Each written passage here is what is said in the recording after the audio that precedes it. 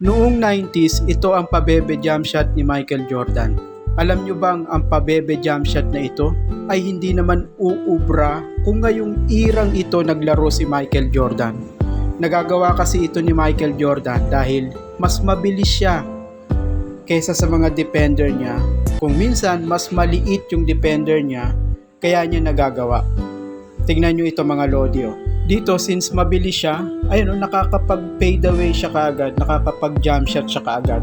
Noong 90s yan, na walang ka-skill o ka-talent ang mga kalaban ni Michael Jordan at hindi pa sing bibilis at sing lalakas at mga athletic ang mga player noong 90s kumpara sa mga player ngayon. Pero ngayon, halimbawa kay Wemby, magagawa ba ni Michael Jordan yan?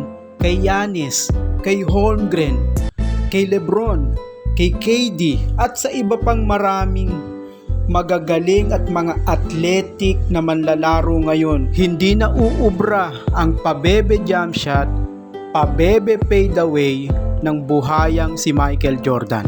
Panuorin nyo po ito. Ito ang tamang fade away ngayon na kung saan mas athletic, mas malalaki, mas malalakas ang mga player sa panahong ito.